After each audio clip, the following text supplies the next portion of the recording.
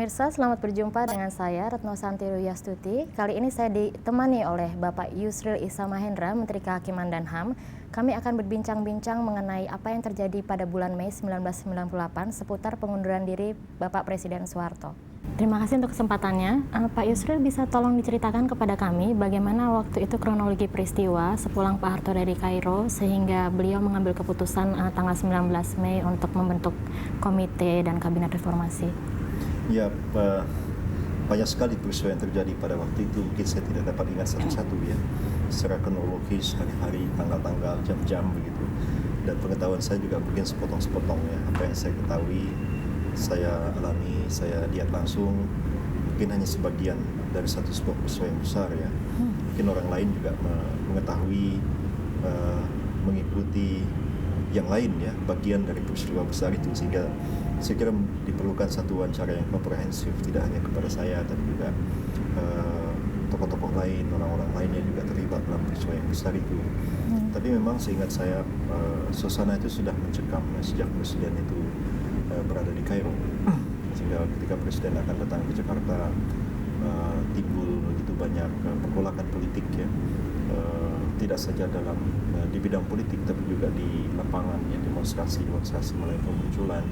Sehingga pada waktu itu ada kesibukan yang luar biasa tentang bagaimana caranya Presiden kembali ke tanah air dan kemudian mendarat di tanah air ya. Rencananya semula akan mendarat di Halim ya, tapi ada pikiran mengalihkan ke tempat lain, bahkan juga ada pikiran mau mengalihkan ke Bandung untuk mengamankan Presiden kembali ke tanah air.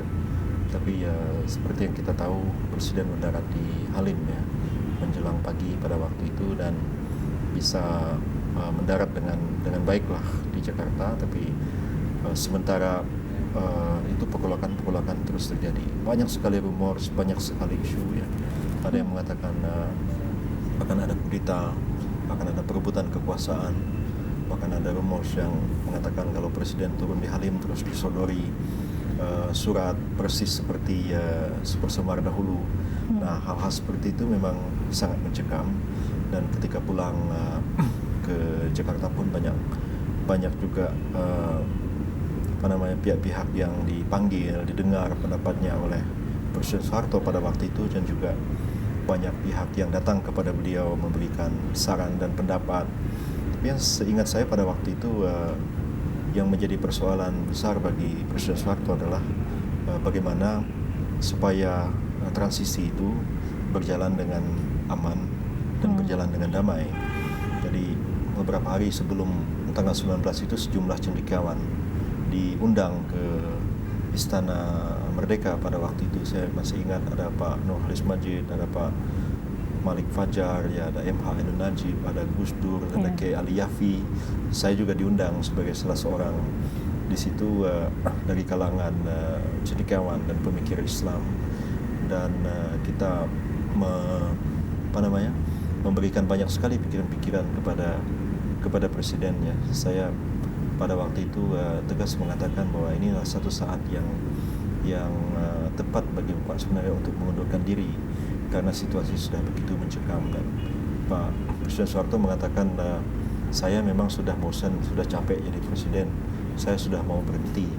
Cuman bagaimana caranya supaya tidak terjadi pergolakan. Nah, disitulah pertama kali beliau mengusulkan supaya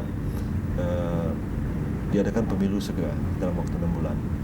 Ya, kemudian dilakukan perombakan kabinet, dan sesudah terbentuk DPR yang baru hasil pemilu itu, maka beliau menyampaikan pengunduran dirinya juga dengan wakil presiden sekaligus pada waktu itu, dan dipilihlah presiden wakil presiden yang baru. Tapi menimbulkan komunikasi tidak cukup baik pada waktu itu ya dengan semua pihak.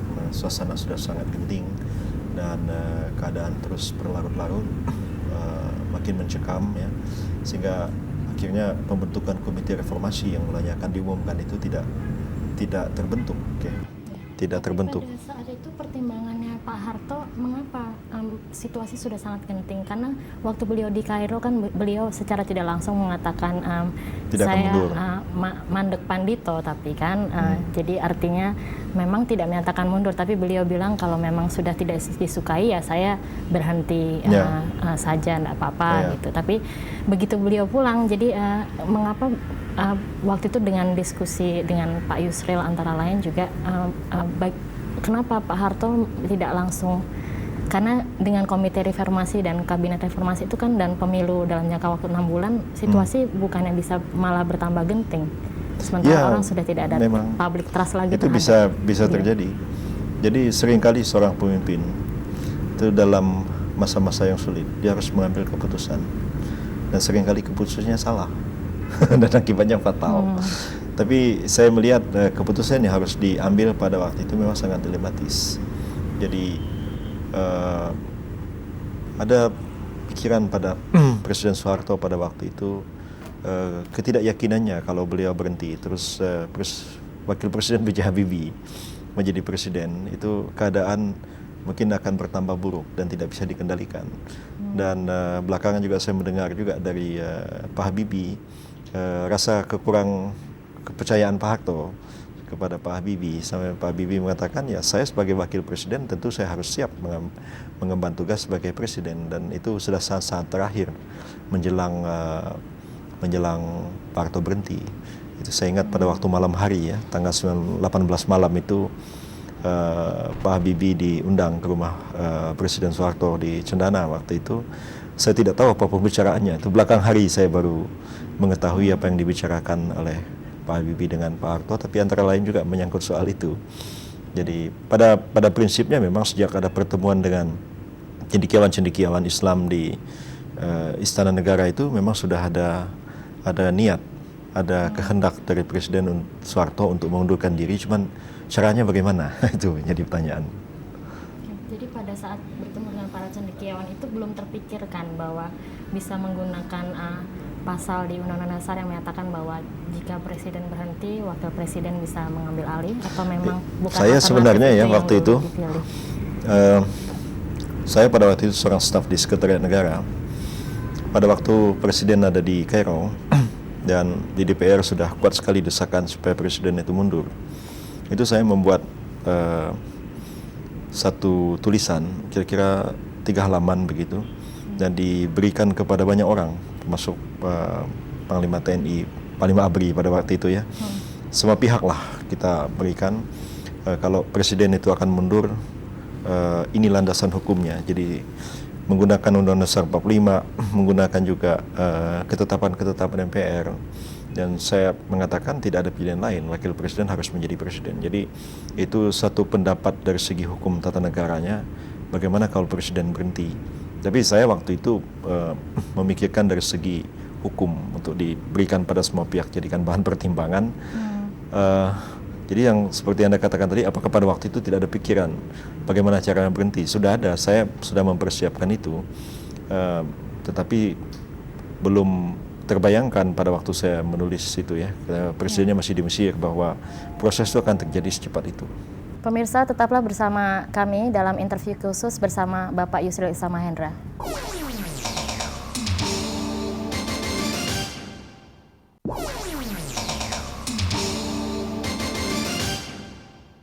Pemirsa, jumpa lagi dengan saya dalam interview khusus bersama Bapak Yusril Isamahendra. Lalu setelah tanggal 19 beliau mengumumkan akan membentuk komite reformasi, kemudian baru akan mengumumkan kabinet. Sebelum tanggal 19 tuh. Oh iya. Sebelum tanggal 19 itu akan membentuk komite reformasi, merombak kabinet, melakukan pemilu segera. Memang agak pesimis, saya sendiri pun agak pesimis itu bisa terlaksana, persis seperti Anda katakan juga. Jadi pada waktu itu saya diminta oleh Pak Sadillah Mursyid untuk mengusulkan nama-nama orang yang akan duduk dalam komite reformasi itu. Saya mengusulkan banyak sekali nama-nama orang dari segala kelompok ya, dari kelompok Islam, dari kelompok Kristen, dari kelompok nasionalis, macam-macam lah semua dimasukkan di situ. Tetapi waktunya terlalu singkat, situasi Jakarta sangat mencekam pada waktu itu, sehingga menyulitkan kami untuk berkomunikasi dengan banyak pihak. Dan satu-satunya orang yang saya bisa ketemu hanya Fahmi Idris, Saya datang ke rumahnya, kelihatan sekali Pak Fahmi juga ragu-ragu efektivitas dari Komite Reformasi itu. Tapi yang lain-lain tidak sempat saya hubungi. Tapi saya ada menerima fax juga dari PBNU yang mengusulkan beberapa nama misalnya untuk menjadi anggota Komite Reformasi itu. Jadi dalam waktu 6 bulan pada waktu itu direncanakan oleh Presiden Soeharto untuk segera membuat undang-undang Susduk, undang-undang pemilu. Bahkan draftnya dimintakan kepada UI, kepada Unhas, kepada beberapa universitas yang lain. Dan dalam masa transisi 6 bulan itulah beliau akan meneruskan pemerintahan dan setelah itu mundur begitu. Tapi desakan-desakan di luar memang sudah begitu kuatnya dan sampai akhirnya seperti saya ceritakan kepada majalah Forum itu bahwa 14 menteri kemudian menyatakan mundur, dan saya melihat di situ itu sebenarnya yang menjadi titik pokok ya kenapa akhirnya Presiden memutuskan 20 ya, Pak, untuk mengundurkan diri. Ketika Bapak diberi Pak Akbar Tanjung surat. Iya betul, tanggal itu 20, Pak. tanggal 20 ya, malam tanggal 21. Jadi pada waktu itu saya mau ngambil baju, rasanya bajunya itu saya tinggal di rumah Pak Malik Fajar di Jalan Indramayu. Jalan Indramayu ya. Jadi pada waktu itu saya dari pagi itu sama Pak Sadilah mengamati segala sesuatunya, dan saya diajak ke rumah Presiden Soeharto pada waktu itu di Cendana, dan saya mendengar banyak sekali berita-berita yang simpang siur, dan sampai sore itu juga ada kabar bahwa menteri-menteri itu akan mundur ya, dan Pak Presiden Soeharto juga sudah tahu hal itu, tapi saya dengar dari Pak Sadilah bahwa itu tidak benar, katanya itu cuman rumor saja. Sampai malam itu ada beberapa tamu datang ke rumah Presiden ya, beberapa mantan wakil Presiden seperti Pak Umar Wirahadi Kusuma, Pak Trisno kalau tidak salah datang. Sudarmono juga. Ya, Sudarmono ya. Pak Tri saya tidak ingat, tapi saya ingat saya keluar itu ketika Pak Habibie masuk. Pak Habibie masuk, terus saya keluar mau mengambil baju di rumah Pak Malik Fajar. Waktu sampai di situ hujan rintik-rintik, terus ada Pak Akbar sama Pak Tanri Abeng sedang duduk gitu di teras rumah, dan Pak Akbar bilang, bagaimana perkembangan di sana ya? Saya bilang suasana tegang begini, tapi ada kemungkinan juga Presiden itu akan mundur karena sudah terbetik berita menteri-menteri juga akan mundur dan tidak bersedia duduk dalam kabinet yang baru. Tapi katanya itu baru rumors, dan sebab itu Pak Habibie juga sedang bicara dengan Pak Harto di rumahnya. Saya nggak tahu apa yang dibicarakan. Terus Pak Akbar bilang, oh enggak, itu bukan rumors, itu betul, itu menteri-menteri mau mundur. Terus dibuka jaketnya, dikeluarin surat. Ini suratnya katanya, you lihat katanya. Jadi saya baca, benar di situ Pak Ginanjar, Pak Akbar dan lain-lain lah, 14 orang kalau nggak salah ya, mengatakan mundur dan tidak bersedia lagi duduk dalam kabinet yang baru. Dan saya dengan surat Pak Akbar dengan Pak Tanri itu terus saya pergi ke Jalan Cendana, dan saya katakan sama Pak Sadilah, ini ada perkembangan baru yang tadi dibilang bahwa itu hanya rumors, ternyata benar ini suratnya. Saya terima langsung dari Pak Akbar Tanjung, cuman kopinya katanya aslinya sudah disampaikan ke rumah Pak Harto. Jadi pada waktu itu saya tanya sama staf ajudan yang ada di depan, ada nggak surat dari Pak Ginanjar? Ada Pak, katanya. Suratnya itu belum dibuka, masih ada di meja. Belum dibuka, itu suratnya yang asli ada di meja. Mungkin staf kepresidenan juga tidak menyangka surat itu begitu penting isinya, hingga tidak disampaikan langsung kepada Presiden Soeharto pada waktu itu. Dan saya katakan dengan Pak Sadilah, Pak, ini suasananya sudah sangat kritis ya, sebab kalau besok Presiden umumkan kabinet yang baru, dan 14 menteri yang ada sekarang ini yang semula juga akan dilantik menjadi menteri yang baru terus menolak, saya bilang keadaan menjadi sangat kritis, dan Presiden akan kehilangan muka kalau ini dilakukan. Jadi itulah sebabnya saya dengan Pak Sadilah kembali menghadap Presiden Soeharto malam itu dan menyampaikan perkembangan terakhir ini, dan Pak Harto mengatakan bahwa memang sudah tidak ada pilihan lagi, ya saya harus mundur. Gitu. Lalu prosesnya bagaimana sampai kemudian begitu Pak Harto menyatakan memang tidak ada pilihan, kelihatannya saya harus mundur. Bagaimana proses persiapan? Ya malam itu kita langsung kerja. Itu, Pak? Ya surat itu ya selesailah sampai di situ ceritanya.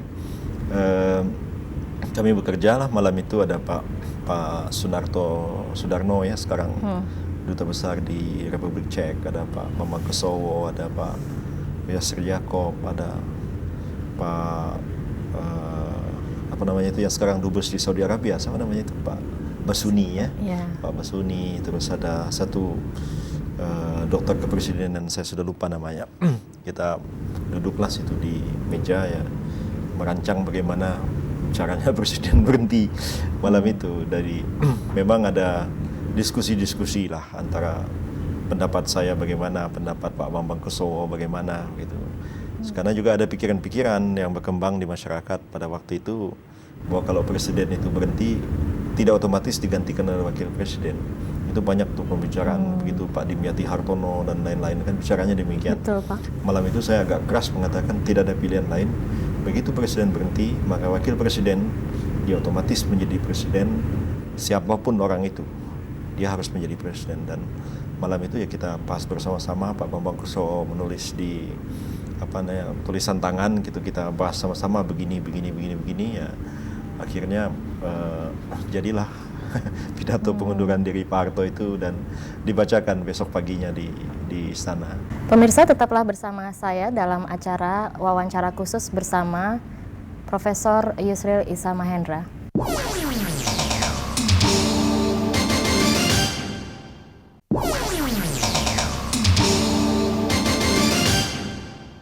Tapi pada saat itu pikiran dalam diskusi dengan Pak Harto dan beberapa rekan Bapak pada saat itu. Kalau Pak Harto nggak banyak diskusi. Pak Harto mendengarkan, lebih banyak mendengarkan beliau. Waktu Betul. kita menyusun bagaimana caranya beliau berhenti itu beliau nggak ada. Oh, tanpa beliau. Iya. Oke. Tapi maksud saya pada saat itu bagaimana lingkaran dalam Pak Harto ini melihat posisi militer waktu itu gimana, Pak? Militer pada waktu itu cukup solid, ya, cukup solid dan ya memang ada beberapa rumus berkembang itu pada waktu presiden masih di Mesir. Tapi sudah itu keadaan menjadi settle, menjadi solid. Dan memang kita khawatir karena di Jakarta pada waktu itu kan ada 150.000 orang prajurit di Jakarta.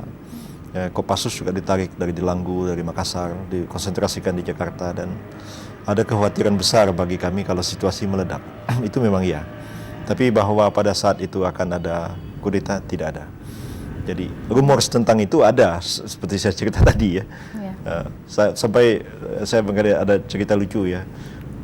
Menjelang maghrib itu saya sambil duduk gitu di samping rumah presiden itu, terus ada Pak Wiranto terus datang, kelihatannya wajahnya letih sekali, terus ngobrol sama saya sambil minum kopi, terus ngobrol. Jadi saya olok-olok, Mas, bilang, kalau mau bergerak ya, mau ambil alih kekuasaan sekarang di saatnya, saya bilang. Itu yang di dalam itu sudah gak bisa berbuat apa-apa. Pak Wiranto berdiri terus begini, apa? Saudara bilang apa? Gitu ya. Dia serius gitu kan. Saya sebagai Panglima tidak akan pernah mengambil alih kekuasaan dan ini akan merusak militer. Saya bilang, Mas, tenang dulu, saya cuma bercanda aja. Mungkin saya barangkali kalau Pak Wiranto teringat, dia pasti ketawa begitu ya. Iya, udah sering bercanda-bercanda sama saya, tapi mungkin pada waktu itu suasananya tegang ya. Saya sebenarnya cuma ngolok-ngolok beliau, tapi saya tidak menyangka reaksinya itu begitu serius ya, dan saya berkeyakinan bahwa pada waktu itu kalangan militer ya, khususnya Pak Wiranto sendiri itu nggak ada pikiran untuk mengambil alih kekuasaan dalam suasana yang begitu kritis sebetulnya. Tentu kalau dihitung-hitung di atas kertas bisa saja ya, tapi saya tetap hormatlah kepada TNI, khususnya beliau-beliau itu ya, tidak ada pikiran untuk itu. Walaupun rumors tentang itu banyak pada waktu presiden masih ada di Mesir. Tapi apa benar Pak, waktu itu Pak Harto juga mengatakan bahwa kalau memang ada sidang istimewa itu malah persoalan berlarut-larut dan nanti bisa misalnya ada deadlock, militer yang mengambil alih? Ya, itu spekulasi saja. Segala kemungkinan bisa terjadi. Tapi saya nggak pernah mendengar dari beliau hal seperti itu. Cuman yang saya khawatir tuh sidang istimewa kan ada prosedurnya. Sidang istimewa itu kalau presiden melanggar GBHN kan. Jadi DPR mesti sidang dulu dan berlarut-larut itu nggak tahu kapan selesainya. Saya yang terpikir pada waktu itu adalah bagaimana krisis segera berakhir tanpa menimbulkan pertumpahan darah. Pikiran saya cuma satu. Jadi saya agak keras ya pendirian saya bahwa begini cara berhentinya. Ya, memang itu ada diskusi panjang lah, ada Pak Bambang Kuso, saya dan lain-lain itulah. Tapi menurut pikiran saya, ya seperti yang terjadi itulah skenario yang cukup cepat dan tanpa menimbulkan pertumpahan darah. Jadi Anda bisa bayangkan malam itu kami harus menelpon Ketua Mahkamah Agung, ya, harus mempersiapkan segala sesuatunya. Ketua Mahkamah Agung tuh nggak tahu sebenarnya mau ngapain itu. Kalau diberitahu besok suruh datang ke istana begitu ya, karena begitu mendadak. Tetapi ya banyak hal. Ketua MPR juga diminta hadir. Iya, cuman diundang di belakang dan waktu itu tidak sempat menyaksikan karena sudah di belakang, terus di dalam ruangan. Prosesnya berjalan begitu cepat. Jadi saya sendiri pada waktu itu sebenarnya juga agak enggan muncul ke permukaan, saya di belakang aja. Tiba-tiba Pak Ishadi pada waktu itu yang cari-cari saya, TV Pool ya dia bilang nih, Pak Yusril, Anda harus bicara, Anda harus menjelaskan semua ini. Nah, di situ jadi orang banyak tahu. Semula saya nggak ingin banyak orang tahu, sudah saya kerja diam-diam aja lah begitu. Yang penting persoalan itu segera selesai.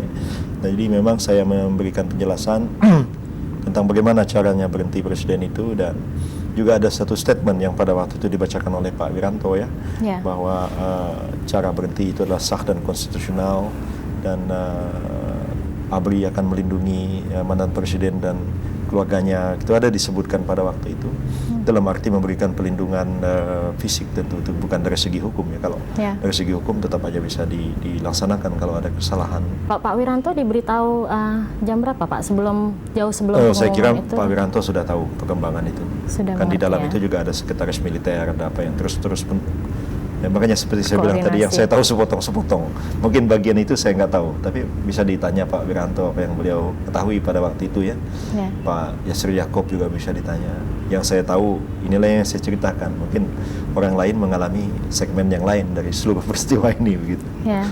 Jadi sebenarnya upaya Pak Yusril waktu itu lebih kepada supaya situasi tidak makin genting, jadi tanpa pertumpahan darah. Ya, supaya ini berakhir tanpa pertumpahan darah. Karena saya pikir bagaimana kita harus menyelamatkan negara. Karena kita juga waktu itu sempat mencegah Pak Amin Rais yang merencanakan mengadakan demonstrasi apel atau apalah namanya di depan istana ya, di Tugu Monas ya. Kami berusaha sekali mencegah supaya itu tidak terjadi. Kami tahu itu pasukan 150.000, sepertiga kekuatan TNI dengan senjata dan peluru lengkap, dan sudah 1 minggu begini terus pegang senjata.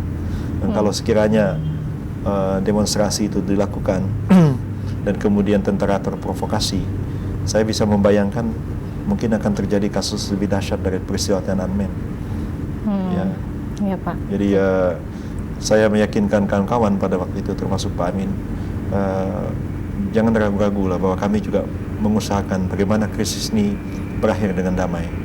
Dan saya sesudah Presiden Soeharto membacakan pengunduran diri ya Pak Habibie, terus saya pulang ke rumah, saya tidur sampai sore ya, karena sudah hampir 10 hari nggak tidur, bayangin. Mengurusi soal-soal begini. Dan pada waktu itu yang terpikir pada pikiran saya adalah bagaimana supaya bangsa ini tidak pecah belah. Walaupun sesudah peristiwa itu terjadi, banyak sekali saya diserang orang ya oleh Pak Dimyati Hartono terutama ya, pada waktu itu mengatakan bahwa kalau presiden itu berhenti ya otomatis wakil presiden itu tidak otomatis jadi presiden ya. Sehingga pada waktu itu Pak Dimyati mengatakan bahwa Pak Habibie itu presiden tidak sah gitu.